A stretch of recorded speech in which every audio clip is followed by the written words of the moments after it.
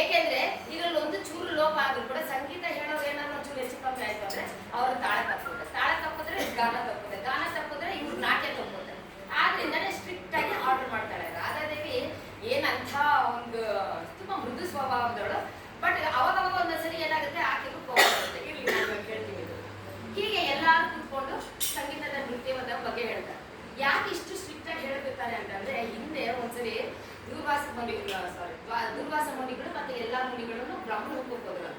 ಬ್ರಹ್ಮಲೋಕಕ್ಕೆ ಹೋಗಿ ಅಲ್ಲಿ ಬ್ರಹ್ಮನಿಗೆ ಮತ್ತೆ ಸರಸ್ವತಿಗೆ ನಮಸ್ಕಾರ ಹಾಕ್ಬೇಕು ಅಂತ ಹೇಳಿ ಕಾಲು ಮುಗಿಗೆ ಬಗ್ಗದ್ರಂತೆ ದೂರ್ವಾಸ. ಸರಸ್ವತಿಯ ಕಾಲು ಎಲ್ಲ ಗೀತ್ಗಳಾಗಿರ್ತಾರೆ, ಇರ್ತಿರ್ತಾರಲ್ಲ ಚಾಕುನಲ್ಲಿ ಏನಾಗಿ ಗೀಚಿದ್ರೆ ಆಗಿರುತ್ತಲ್ಲ ಆ ತರ ಆಗ್ಬಿಟ್ಟು ಫುಲ್ ಕಾಲೆಲ್ಲ ರಕ್ತಮಯ ಆಗಿರ್ತಂತೆ. ಅವ್ರ ಔಹಾರ ಅಂದ್ರೆ ಶಾಕ್ ಆಯ್ತಂತೆ ದೂರ್ವಾಸಕ್ಕೆ. ಏನ್ ತಾಯಿ ಇದು ಕಾಲೆಲ್ಲ ರಕ್ತಮಯ ಆಗಿದೆ, ಯಾಕೆ ಗೀಚಿದ್ರೆ ಇದನ್ನ? ಅದಕ್ಕೆ ಗೀಚಿರೋದಲ್ಲ ಅಪ್ಪ, ಭೂಲೋಕದಲ್ಲಿ ತೊಪ್ ಸ್ವರದಲ್ಲಿ ತೊಪ್ ತಾಳದಲ್ಲಿ ಹೇಳ್ತಾರಲ್ಲ ಸಂಗೀತನ, ಅಪಶ್ರುತಿಯಲ್ಲಿ ಏನೇನೋ ರಚನೆ ಏನೇನೋ ಸಾಹಿತ್ಯ ನುಡ್ಸಿ ನನ್ನ ಕಾಲು ಈ ತರ ಆಗಿದ್ಯಪ್ಪ ಅಂತ. ಹಾಗಾಗಿ ನಾವು ಸರಸ್ವತಿ ದೇವಿಗೆ ಅವಮಾನ ಮಾಡೋದು ಬೇಡ, ಗಾಯ ಮಾಡೋದು ಬೇಡ.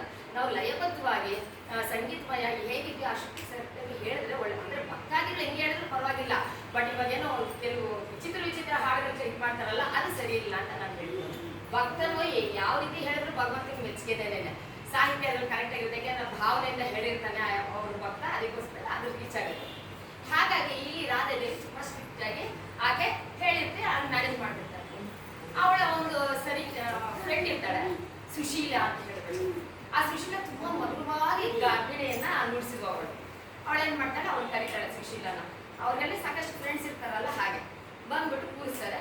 ಕೂರಿಸ್ಬಿಟ್ಟು ನೀವು ಸರಿಯಾಗಿ ಎಲ್ಲ ನೀಟಾಗಿ ವೀಣೆಯನ್ನ ನುಡಿಸಿ ಅಂತ ಹೇಳ್ತಾರೆ. ಹಾಗೆ ಆಗ್ಲಿ ಅಂತ ಎಲ್ರಿಗೂ ಖುಷಿ ಅಲ್ಲ, ಕೃಷ್ಣನ್ ಮೆಚ್ಚಿಸ್ಬೇಕು ಅಂತಂದ್ರೆ ಎಲ್ಲರೂ ತನ್ಮಯರಾಗ್ತಿದೆ. ಹಾಗೆ ಕೃಷ್ಣನ ಮಧ್ಯದಲ್ಲಿ ನಿಲ್ಲಿಸ್ಬಿಟ್ಟು ಗೋಪಿಕೆಯರೆಲ್ಲ ನಿಂತ್ಕೊಂಡು, ರಾಧಾದೇವಿ ಕೂಡ ನಿಂತ್ಕೊಂಡು ರಾಸಕ್ರೀಡೆಯಲ್ಲಿ ಶುರು ಮಾಡ್ಕೊಂಡ್ರು. ಎಷ್ಟು ತನ್ಮಯರಾಗೋಗ್ಬಿಡ್ತಾರೆ ಅಂದ್ರೆ ಎಲ್ಲರೂ ಎಷ್ಟು ಅವರ್ಗಳು ಓದ್ರು ಅಂತ ಗೊತ್ತಾಗೋದಿಲ್ಲ. ಹೀಗೆ ವೀಣೆ ನುಡಿಸ್ತಾ ಸುಶೀಲೆ ಹಿಂದೆ ಸುಶೀಲಾ ಅಂತ ಆ ಹೆಸರನ್ನ ಇಟ್ಕೊಂಡಿರೋರೆಲ್ಲ ತುಂಬಾ ನಿಜವಾಗ್ಲೂ ದೈವಿ ಸಂಬೂದ್ರು ಅನ್ಕೋಬಾರ್ದು. ಈ ಸುಶೀಲಾ ಕೂಡ ಎಷ್ಟು ಚೆನ್ನಾಗಿ ಹಾಡು ಹೇಳ್ತಾ ಇದ್ರಲ್ವಾ, ಬಾಲಮುರಳಿ ಅವರು ಅವರೆಲ್ಲ. ಹಾಗೆ ಇದೆಲ್ಲ ಕೂಡ ತುಂಬಾ ಅವ್ರಿಗೆ ಮುಂದಿನ ಜನ್ಮದ ಒಂದು ಪುಣ್ಯದ ಕಾರ್ಯದಂತ ಅವರೆಲ್ಲ ಹುಟ್ಟಬೇಕಾದ್ರೆ. ಇಲ್ಲಿದ್ರೆ ಅಷ್ಟು ಬೇಗ ಸರಸ್ವತಿ ಬೇಗ ಒಲಿಯಲ್ಲ. ಸರಸ್ವತಿ ಒಲಿಬೇಕು ಅಂದ್ರೆ ಅವ್ರು ಯಾವ್ಯಾವ ಜನ್ಮದಲ್ಲಿ ಏನೇನ್ ಮಾಡಿದ್ರೆ ಮಾತ್ರ ಅವ್ರು ಹೇಳ್ಲಿಕ್ಕೆ ಸಾಧ್ಯ ಆಗುತ್ತೆ. ಹಾಗಾಗಿ ಸರಸ್ವತಿ ಬಂದಿರೋದು ನಾವು ಇನ್ನೊಂದು ವಿಷಯ ಹೇಳ್ಬೇಕು. ಯಾರಾದ್ರೂ ಏನಾದ್ರೂ ಚೆನ್ನಾಗಿ ಅವ್ರು ಮಾಡ್ತಾರೆ ಸರಿ, ಅವ್ರಿಗೆ ಯಾವುದಕ್ಕೂ ಶಕ್ತಿ ಇರಲ್ಲ. ಯಾಕಂದ್ರೆ ಹಾಡು ಹೇಳಕ್ಕೂ ಶಕ್ತಿ ಇಲ್ಲ, ದುಡ್ಡು ಕೊಡೋಕ್ಕೂ ಶಕ್ತಿ ಇಲ್ಲ, ಪ್ರಾರ್ಥನೆ ಮಾಡ್ಲಿಕ್ಕೂ ಶಕ್ತಿ ಇರೋದಿಲ್ಲ ಅಂತ ಹೇಳ್ಕೊಳ್ಳೋದು. ಅಟ್ಲೀಸ್ಟ್ ಅವ್ರು ಒಳ್ಳೆ ಕೆಲಸ ಮಾಡ್ತಾ ಇದ್ದಾರೆ ಅಂದ್ರೆ ಅವ್ರನ್ನ ಹೊಗಳಬೇಕಂತ. ಈ ಮಾತನ್ನ ಸ್ವತಃ ವಾಮನ ಅವತಾರದಲ್ಲಿ ಬಂದಂತಹ ಭಗವಂತ ಶ್ರೀ ವಿಷ್ಣು ಈ ಮಾತು ಹೇಳಿದ್ರು. ಯಾವಾಗ ಹೇಳಿದ್ರು ಅಂದ್ರೆ, ವಾಮನಾಗಿ ಅವ್ರು ಹುಟ್ಟು ಬರ್ತಾರಲ್ಲ, ಜನ್ಮ ತಾಳಿ ಬಂದಾಗ ಅವರು ಎಲ್ಲಾರ್ಗೂ ಹೇಳ್ತಾರೆ, ಅಂದ್ರೆ ಮಾತಾಡುವಾಗ ಹೇಳ್ತಾರೆ, ನಾವು ಒಳ್ಳೆ ಕೆಲಸ ಮಾಡ್ತಿದ್ದೇನೆ ಬಲಿ ಚಕ್ರವರ್ತಿ, ನೀವು ಹೋಗ್ಬಿಟ್ಟು ಅಲ್ಲಿ ಅವನನ್ನ ಹೊಗಳ್ರಿ. ಯಾಕಂದ್ರೆ ಅವ್ನು ಸಾಕ್ಷಾತ್ ನಿಜವಾಗ್ಲೂ ಒಳ್ಳೆ ಕೆಲಸ ಮಾಡ್ತಿದ್ದಾನೆ. ಹೊಗಳಿದಾಗ ಅವ್ನು ಏನ್ ಬೇಕೋ ಅವ್ನು ಕೊಡ್ತಾನೆ, ಆವಾಗ ನೀವ್ ಏನ್ ಬೇಕು ಕೇಳ್ರಿ ಆ ವರನ್ನ ಸರಿಯಾಗಿ ಅಂತ ಹೇಳಿರ್ತಾರೆ. ಹಾಗಾಗಿ ಅದಲ್ಲದೆ ಎಲ್ಲ ಬ್ರಾಹ್ಮಣರು ಬರ್ತಾರೆ, ಅಂದ್ರೆ ಬ್ರಾಹ್ಮಣರು ಬಂದು ನಿಂತ್ಕೊಂಡು ಬಲಿ ಹತ್ರ ನಿಂತ್ಕೊಂತಾರೆ. ಯಾಕಂದ್ರೆ ಅವ್ರ ಹತ್ರ ಏನಾದ್ರು ಕೇಳ್ಬೇಕಲ್ಲ ಅವರು, ಅದಕ್ಕೋಸ್ಕರ ಹೊಗಳ್ತಾರೆ. ಹೊಗಳಿ ಏನಂತ ಹೇಳ್ತಾರೆ ಅಂದ್ರೆ, ಅಪ್ಪ ಬಲಿ, ನಿಮ್ಮ ತಾತ ವಿರೋಚನ ತುಂಬಾ ಧರ್ಮಶಾಲಿ, ಧರ್ಮಜ್ಞ. ಆದ್ರೆ ಆ ವಿರೋಚನಕ್ಕೊಂದು ವರ ಇರುತ್ತೆ, ತಾನಾಗಿ ತಾನೇ ಮರಣ ಕೇಳಿದ್ರೆ ಮಾತ್ರ ಅಯ್ಯಪ್ಪ ಸಾಯಲ್ಲ, ಆ ಥರ ಶಕ್ತಿ ಇದೆ. ಬಟ್ ಅವನು ಧರ್ಮಾರ್ಥಿ ಆಗಿರ್ತಾನೆ. ಅದಲ್ಲದೆ ದಾನ ಎಷ್ಟು ಬೇಕಾದ್ರೂ ಕೇಳಿದ್ರೆ ಯಾರು ಏನ್ ಕೇಳಿದ್ರು ಕೊಟ್ಬಿಡ್ತಾರೆ. ಅಂತಹ ವಿರೋಚನ ತನ್ನ ಒಂದು ದಬ್ಬಾಳಿಕೆಯನ್ನ ಇಡೀ ಇಂದ್ರನಗರದಲ್ಲಿ, ಭೂಲೋಕದಲ್ಲಿ ಎಲ್ಲ ಕಡೆ ನಡೆಸ್ತಾರೆ. ಆದ್ರೆ ಅವನನ್ನ ಯಾವ ರೀತಿಯಲ್ಲ ರಾಕ್ಷಸ ಎಷ್ಟಿದ್ರು ಅವನನ್ನ ಸಂಹಾರ ಮಾಡ್ಬೇಕು. ಯಾವ ತರ ಸಂಹಾರ ಮಾಡ್ಬೇಕು, ಸೊ ಈ ಐಡಿಯಾನೇ ಹೇಳ್ಕೊಡ್ತಾರ. ಈ ಬ್ರಾಹ್ಮಣರ ಹತ್ರ ಹೋಗ್ಬಿಟ್ಟು ವಿರೋಚನ ಹತ್ರ ಒಂದು ಮಾತು ಕೇಳಿ ವರ ಕೇಳಿದ್ರೆ ಅವ್ರು ಸ್ವಚ್ಛಂದ ಮರಣವನ್ನ ಕೇಳಿದಾಗ ಅವನು ಕೊಡ್ತಾನೆ ನಿಮ್ಗೆ ಅಂತ ಹೇಳ್ತಾರೆ. ಹಾಗಾಗಿ ಅಲ್ಲಿ ಬಲಿ ಹತ್ರ ಈ ಮಾತು ಹೇಳ್ತಿದ್ದಾರೆ ಅವರು. ಆವಾಗ ವಿರೋಚನ ಹತ್ರಕ್ಕೆ ಬಂದ್ಬಿಟ್ಟು ಕೇಳ್ತಾರೆ, ಅವ್ರು ವಯಸ್ಸಾದ ಬ್ರಾಹ್ಮಣರು ಬಂದ್ಬಿಟ್ಟು ಕೇಳ್ತಾರೆ, ಅವ್ರಿಗೆ ಏನಪ್ಪ ಯಾರು ಇಷ್ಟೊಂದು ಜನ ಎಲ್ಲ ತಂಡವಾಗಿ ಬಂದಿದ್ದೀರಲ್ಲ, ಏನ್ ಕಾರಣ ಅಂತಂದ್ರೆ, ಏನಿಲ್ಲಪ್ಪ ನೀನಂದ್ರೆ ಸ್ವಲ್ಪ ವರ ಕೇಳಬೇಕು ಅಂತ ಹೇಳಿದ.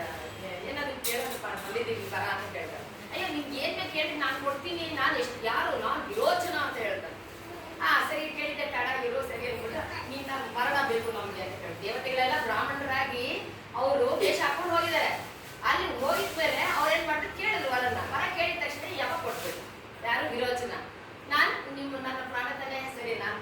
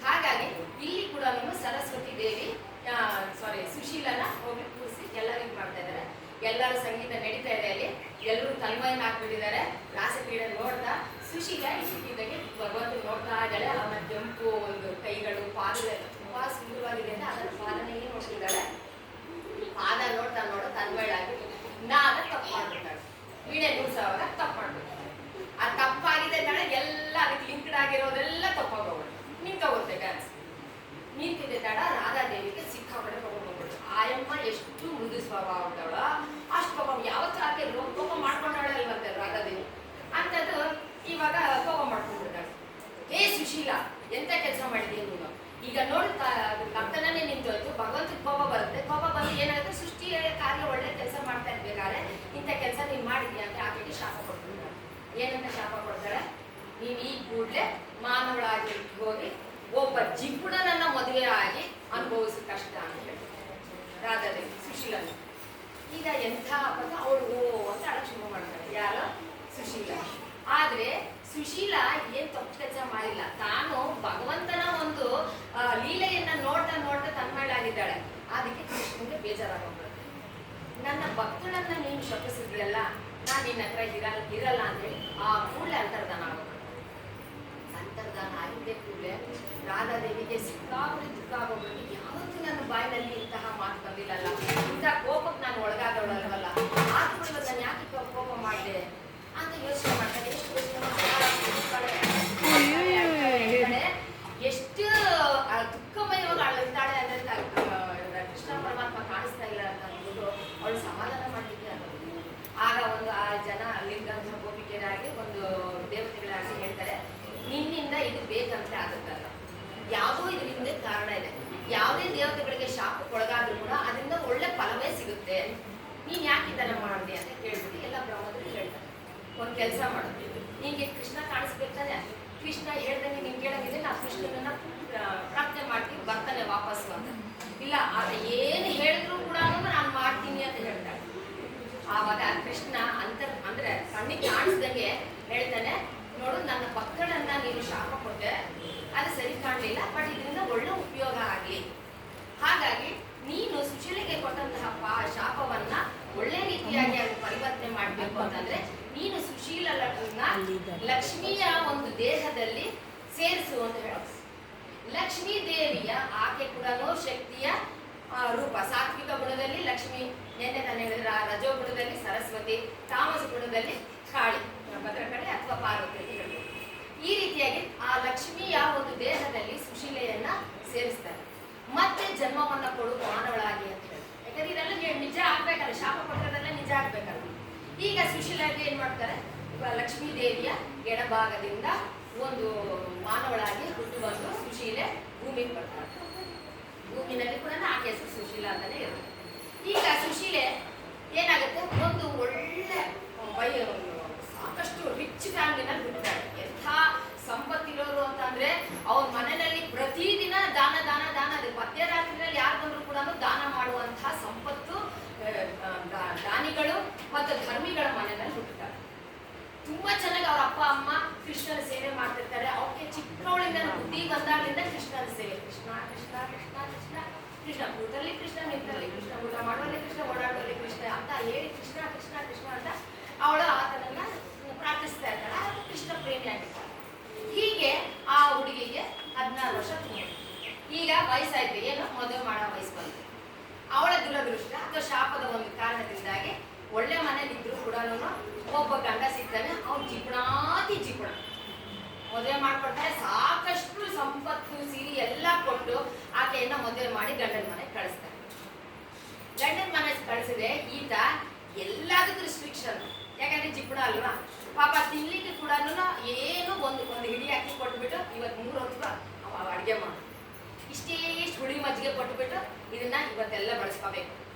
ಆಲೆ ಅವ್ರ ಮನೆ ತರಕಾರಿ ಅನ್ನೋದೇ ಇರ್ಲಿಲ್ವತ್ತೆ, ಆ ತರಕಾರಿನ ಶಬ್ದನೇ ಇರ್ತಿರ್ಲಿಲ್ವತ್ತೆ. ಬರೀ ಹುಣಸೆ ಹಣ್ಣು ಒಣಮೆಣಸಿನ್ಕಾಯಿ ಹಾಕ್ಬಿಟ್ಟು ಉಪ್ಪು ಹಾಕ್ಬಿಟ್ಟು ಅದನ್ನ ಒಂದು ಡಬ್ಬಿನಲ್ಲಿ ಇಟ್ಟಿದ್ದಾನೆ. ಅದ್ರಲ್ಲಿ ತೆಗೆದು ಇಷ್ಟು ಖಾರ ತೆಗೆದ್ಬಿಟ್ಟು ಇದನ್ನ ಬಳಸಿ ಇವತ್ತು ಅಂತ. ಇಷ್ಟು ಜಿಪುಣಾತಿ ಜಿಪುಣ. ಆಕೆ ಎಷ್ಟೋ ಸರಿ ಅಳೋಳಂತೆ ದೇವ್ರ ಹತ್ರ ಕೂತ್ಕೊಳ್ಳೋ, ಕೃಷ್ಣ ನಿನ್ಗೊಂದು ಹೂವ ನೀಡ್ಲಿಕ್ಕೂ ನನಗೆ ಸಾಧ್ಯ ಆಗ್ತಾ ಇಲ್ಲ, ಒಂದು ನೈವೇದ್ಯ ಮಾಡ್ಲಿಕ್ಕೆ ಆಗ್ತಾ ಇಲ್ಲ ನನಗೆ, ಎಂತಹ ಒಂದು ಕರ್ಮದ ಫಲದಲ್ಲಿ ನಾನು ಹೋಗ್ತೀನಿ ಸ್ವಾಮಿ ಅಂತ ಅಳೋಳೋಳು. ಹಿಂಗೆ ಕಾಲ ಕಳೆಯುತ್ತೆ. ಕಾಲಕ್ಕೆ ಆತ ವ್ಯಾಪಾರಿ, ಗಂಡ ವ್ಯಾಪಾರಿ ಕೂಡ ಹೋಗುದು, ಸಣ್ಣದಾಗ ಒಂದು ಅಂಗಡಿನೂ ಇಟ್ಕೊಂಡು.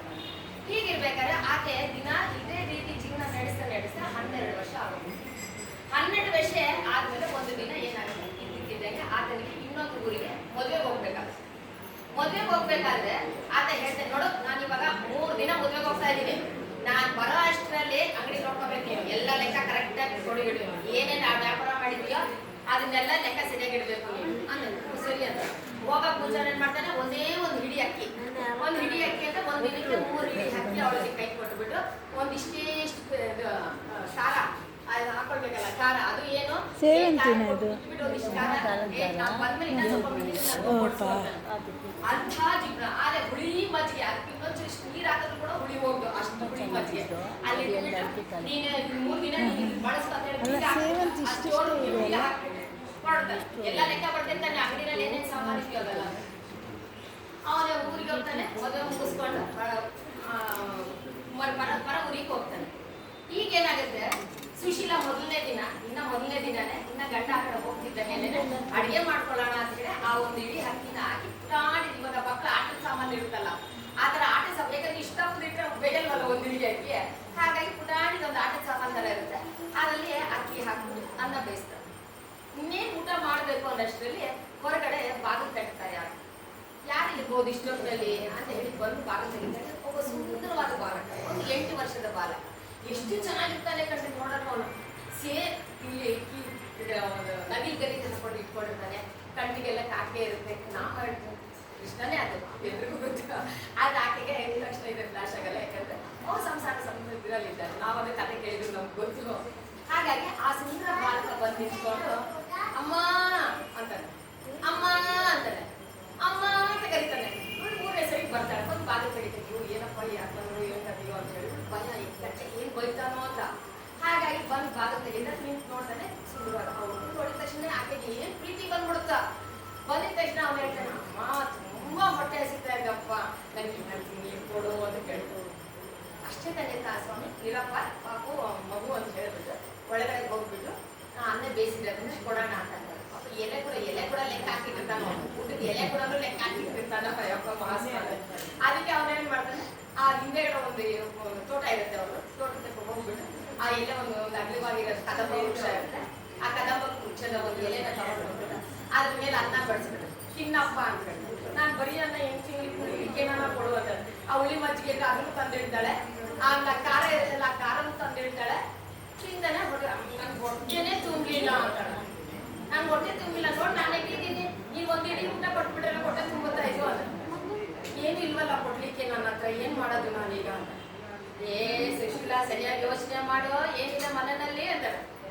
ಇದೆ ನಿನ್ ಗಂಡ ಇನ್ನ 2 ಗಿಡಿ ಅಕ್ಕಿ ಕೊಟ್ಟೋಗಿದಂತಾನೆ ನಿನ್ಗೆ, ಇವ್ರು ಹೆಂಗ್ ಗೊತ್ತಾಯ್ತು, ಅದೆಲ್ಲ ಇನ್ನ ಇಷ್ಟ ಅವ್ರು ನಿಮ್ಗೆ ಹೆಂಗ್ ಗೊತ್ತಾಯ್ತು, ಇನ್ನೂ ಗೊತ್ತಾಯ್ತು, ನೀನ್ ಹೋಗಿ ಅದನ್ನು ಬೇಯಿಸ್ಕೊಂಡ್ ಬಾ. ಆವಾಗ ಸುಶೀಲಾ ಏನ್ ಮಾಡ್ತಾಳೆ, ಆ 2 ಇಡೀ ಅಕ್ಕಿನೂ ಕೂಡ ಒಂದೇ ಸರಿ ಬೇಯಿಸ್ಬಿಟ್ಟು ತಿರ್ಗಾ ಅನ್ನ ತಗೊಂಡು ಆ ಖಾರ ಮಜ್ಜಿಗೆ ಏನೇನು ಇರುತ್ತೆ 3 ದಿನದೊಳಗೆ ಏನ್ ಕೊಟ್ಟಿದ್ದಾರೆ ಪಾಪ ಮಗು ತಾನೆ ತಿನ್ಲಿ ಬಿಡು, ನಾನು ಏನೋ ಒಂದು ಹೇಳ್ಕೊಂಡ್ರೆ ಆಯ್ತು, ನೀರು ಕುಡಿದ್ರೆ ಆಯ್ತು ಅಂತ ಹೇಳ್ಬಿಟ್ಟು ಪಾಪ ಸುಶೀಲಾ ಏನ್ ಮಾಡ್ತಾಳೆ, ಆ ತಗೊಂಡ್ ಬಂದು ಮಗುಗೆ ಬಡಿಸ್ತಾಳೆ. ಅದನ್ನೆಲ್ಲ ತಿಂದ್ಬಿಡ್ತಾನೆ, ಎಲ್ಲ ಖಾಲಿ ಆಗುತ್ತೆ. ಈಗ ಇನ್ನ ಹೇಳ್ತಾನೆ, ನಾನು ಇನ್ನ ಹೊಟ್ಟೆ ಹಸಿತಾ ಇದೆ, ಏನಾದ್ರು ಸ್ವೀಟ್ ಇದ್ರೆ ಕೊಡು ಅಂತ ಹೇಳಿ.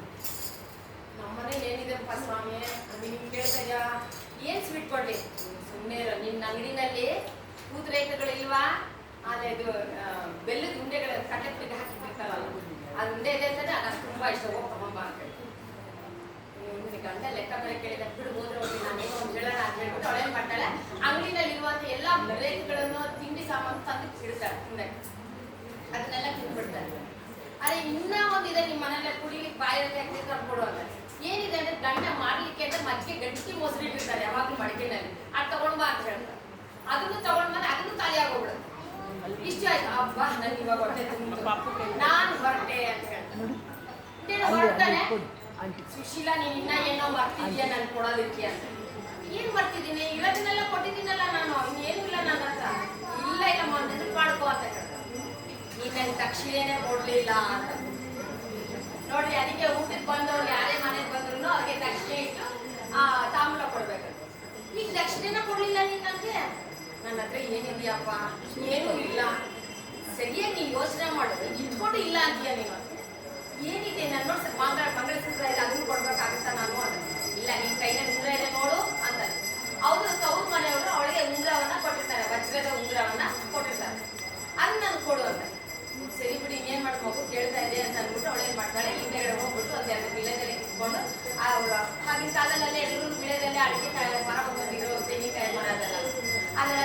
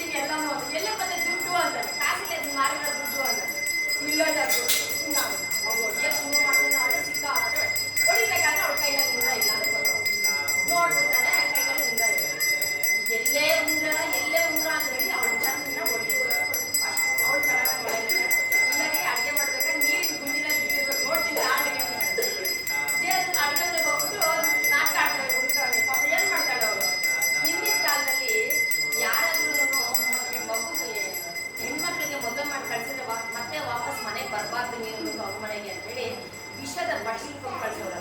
ಸಣ್ಣ ಡಬ್ಬಿನಲ್ಲಿ ವಿಷ ಹಾಕಿ ಇನ್ನೇನ ಸತ್ರೆ ನಿನ್ ಹಣ ಬರ್ಬೇಕೆ ಹೊತ್ತು ನೀನ್ ಬರ್ಕೊಡ್ತು ಅನ್ನೋರು. ಇವಾಗ ಹಂಗಿಲ್ಲ ಬಿಡ್ರಿ. ಹಾಗಾಗಿ ಆ ವಿಷಯದ ಬಟ್ಲಿನ ತಗೊಂಡು ಡಬ್ಬಿನ ಅವಳೇನ್ ಮಾಡ್ತಾರೆ, ನೀರ್ನಲ್ಲಿ ಕಲಿಸ್ಬಿಟ್ಟು ಸ್ವಾಮಿ ಭಗವಂತ ಪರಮಾತ್ಮ ಇದೆಲ್ಲ ನಿನ್ಗೆ ಇದೆಲ್ಲ ಏನೋ ಗೊತ್ತಿಲ್ಲ, ಯಾವ ಶಕ್ತಿಯಿಂದ ನಾನು ಇವತ್ತಿವರೆಗೂ ಬದುಕಿದ್ದೀನೋ ಗೊತ್ತಿಲ್ಲ, ನಿನ್ನನ್ನೇ ನಾನು ಯಾವಾಗ್ಲೂ ನಂಬ್ಕೊಂಡಿದ್ದವನು, ನೀನೇ ನನ್ನನ್ನ ಕಾಪಾಡ್ಬೇಕು. ಒಂದು ನಾನು ಇವಾಗ ಈ ವಿಷ ಕುಡಿತಾ ಇರೋದು ಆತ್ಮಹತ್ಯೆ, ಆದ್ರೆ ಆ ಪಾಪ ನನಗೆ ಬರಬಾರ್ದು ಅಂತ ಹೇಳಿ ಅವಳು ಬೇಡ್ಕೊಂಡು ನೀರು ಕುಡಿಯೋಕೆ ಹಿಂಗೆ ಎತ್ತಾಳೆ. ಅದು ಪಳ ಪಳ ಪಳ ಶಬ್ದ ಸೇರ್ ಪುರಂದರದಾಸದಂಗಾಗುತ್ತೆ. ಆಯ್ತು, ಇಲ್ಲಿ ಪಳ ಪಳ ಶಬ್ದ ನೋಡ್ತಾಳೆ, ಆ ಬಿಂಬದಲ್ಲಿ ಕೃಷ್ಣ ಕಾಣಿಸ್ತಾಳೆ. ಆವಾಗ ಅವಳಿಗೆ ಏನ್ ಖುಷಿ ಆಗುತ್ತೆ ಅಂದ್ರೆ ಸಿಗುತ್ತೆ, ಆ ದುಡ್ಡು ಡಬ್ಬಲ್ಲಿ ಸಿಗುತ್ತೆ ಅವನಿಗೆ, ಬರ್ತಾಳೆ. ಆವಾಗ ಕೃಷ್ಣ ಪರಮಾತ್ಮ ಸಾಕ್ಷಾತ್ ರೂಪದಲ್ಲಿ ಬಂದು, ಸುಶೀಲೆ ನಿನ್ನನ್ನು ಇಷ್ಟೆಲ್ಲ ಪರೀಕ್ಷೆ ಮಾಡಿದ್ದು ಆ ಶಾಪದ ಒಂದು ವಿಮೋಚನೆ ಆಗಲಿ ಅಂತ ಹೇಳಿ ನಿನ್ನ ಗಂಡ ಮತ್ಯಾರು ಅಲ್ಲ, ನನ್ನ ಪ್ರಿಯ ಮಿತ್ರ ಸುಧಾಮನನ್ನ ನಿನ್ನ ಗಂಡನ ಕಳಿಸಿ. ಯಾಕಂದ್ರೆ ಮಾನವ ರೂಪದಲ್ಲಿ ಯಾರು ಅವ್ರು ಮದುವೆ ಮಾಡ್ಕೊಳ್ಳಿಕ್ಕಾಗಲ್ಲ. ಸೊ ಆದ್ರಿಂದನೇ ಸುಧಾಮನೆ ನನ್ನ ಪ್ರಿಯ ಮಿತ್ರನಾಗಿದ್ದು ನಿನ್ನನ್ನು ಪರೀಕ್ಷೆ ಮಾಡಿ, ಇಷ್ಟು ವರ್ಷ ಪರೀಕ್ಷೆ ಮಾಡಿದ್ದಾರೆ, 16 ವರ್ಷ ಪರೀಕ್ಷೆ ಮಾಡಿದ್ದಾರೆ. ಈ ತರ ಈ ಸುಶೀಲೆ ಕೇವಲ ದೇವಿ ಮಹಾತ್ಮೆಯಿಂದ, ದೇವಿಯ ಶಕ್ತಿಯಿಂದ ಪರದೇವತೆ ಆಗಿರುವಂತಹ ಶ್ರೀ ದುರ್ಗೆಯನ್ನ ಪ್ರಾರ್ಥನೆ ಮಾಡಿ ತನ್ನ ಜೀವನವನ್ನು ಮೋಕ್ಷ ಮಾಡಿಕೊಂಡು ಆ ಶಾಪವನ್ನು ವಿಮೋಚನೆ ಆಗಿ ನಾವಿವತ್ತು ಆಕೆಗೆ ಏನಂತ ವರ ಕೊಡ್ತಾರೆ ಅಂದ್ರೆ, ಇನ್ನ ಮೇಲೆ ನಿನ್ನ ದಕ್ಷಿಣಾ ದೇವಿ ಅಂತ ಹೇಳಿ ನೀನು ಹೆಸರಾಗು. ಯಾಕೆಂದ್ರೆ ನಿನ್ನ ಶಾಪ ಒಂದು ವಿಮೋಚನೆ ಆದ್ರೂ ಕೂಡ ನಿನ್ನ ಹೆಸರು ಭೂಲೋಕದಲ್ಲಿ ಯಾವಾಗ್ಲೂ ದಕ್ಷಿಣಾ ದೇವಿಯ ಹೆಸರಿನಲ್ಲಿ ವಿರಾಜಿಸು ಅಂತ ಹೇಳಿದ್ರು. ಆದ್ರಿಂದ ನಾವು ಯಾರೇ ಏನೇ ಒಂದು ಮಾಡಿದ್ರು ಕೂಡ ಫಲವಾಗಿ ತಕ್ಷಣ ಸಿಗ್ಬೇಕು ಅಂದ್ರೆ ಅವರೇ ಪಡ್ಕೊಡ್ಬೇಕು. ಮನೆಗೆ ಹೋಗ್ಬಿಟ್ಟು ಕೊಡ್ತೀನಿ ತಾಳ್ರಿ ಅಂತ ಅನ್ಬಾರ್ದು. ಯಾರೇ ಒಂದು ಆಗಿಲ್ಲ, ಪಾಪ ಬೆಳಗ್ಗೆಯಿಂದ ಪೂಜೆಗಳು ಮಾಡಿರ್ತಾರೆ, ಊಟ ತಿಂಡಿ ಇಲ್ದಂಗೆ ಮಾಡಿರ್ತಾರೆ, ಭಕ್ತಿಯಿಂದ ಮಾಡಿರ್ತಾರೆ, ಆ ಫಲ ನಮ್ಗೆ ಸಿಗ್ಬೇಕು ಅಂತಂದ್ರೆ ನಾವು ತಕ್ಷಣ ಶಕ್ತಿ ಅನುಸಾರ ಯಾರ್ಯಾರಿಗೆ ಎಷ್ಟೇ ಶಕ್ತಿನೋ ಅದು ಕೊಟ್ಟು ಅವರಿಗೆ ನಮ್ಮ ಫಲವನ್ನು ಕೊಡ್ಕೋಬೇಕು ಅನ್ನೋ ಶ್ರೀ ದೇವಿ ಭಾಗವತದ ದಕ್ಷಿಣಾದೇವಿಯ ಕಥೆಗೆ. ಈ ಕಥೆಯನ್ನ